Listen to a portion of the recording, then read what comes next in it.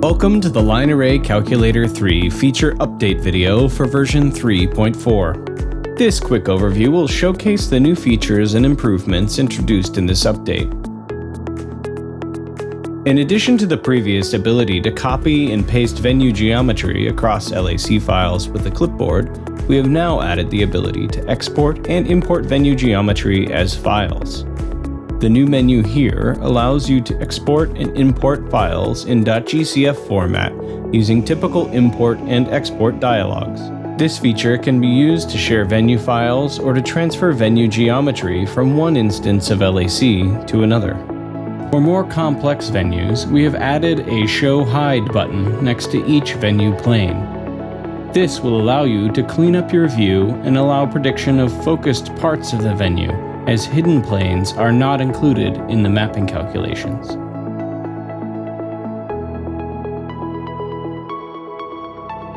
Some enhancements in mapping mode include a new speaker settings panel. This panel allows you to easily define the speaker preset and define the circuiting mode.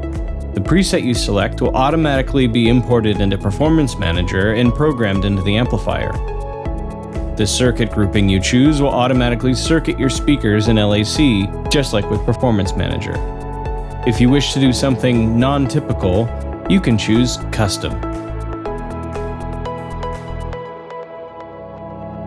For systems that have different amplification modes, like V20 with biamp or active modes, or with dual subwoofers that can be driven in discrete or parallel modes, you can now define that here and have it import into Performance Manager as well. When mixed arrays are created, like B18 and A8, two settings panels are available to present options related to each system, and you can collapse or expand the panels to show or hide that panel information. In the Line Array control panel, we have added new buttons to simplify switching between circuit groups without having to close and reopen the LACP panel. The Master Circuit LACP buttons now turn orange when a given circuit's LACP filters are active. There is also a new Master Reset button that restores the LACP settings back to default across all circuit groups. If you're using A12 and A12W, you can now add A12W at the top or bottom of an array to allow for close balcony situations or other use cases where A12W needs to be at the top of an array.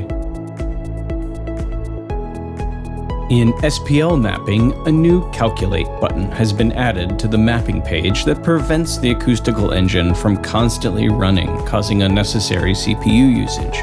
If you make a change that affects the acoustic response of what is drawn, the SPL colors are removed and not regenerated until Calculate is pressed again.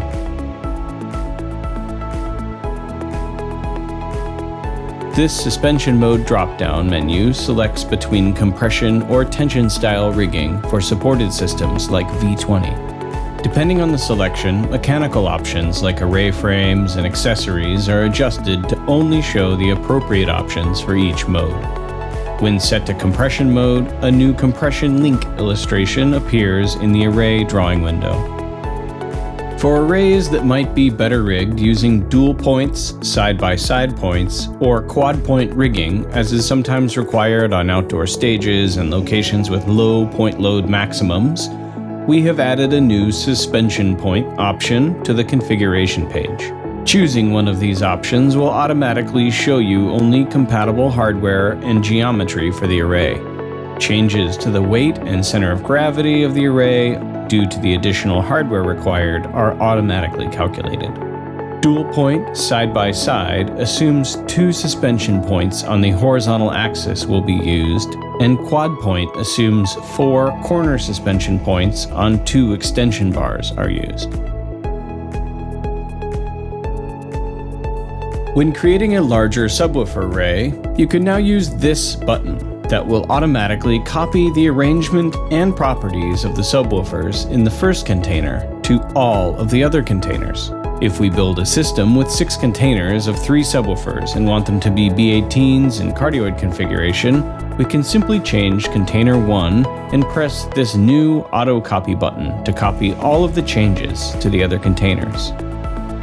We have moved the location of the spacing parameter to be stored within each file.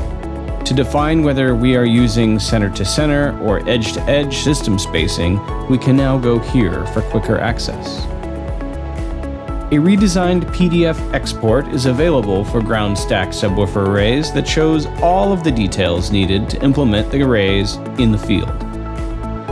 As we continue to improve and refine our software solutions, we encourage you to pass along any additional questions or feature requests. If you would like to find more of our education resources, please be sure to click subscribe on our YouTube channel and check out jblpro.com/edu for links to additional resources, training calendars, and more videos. Thanks for watching.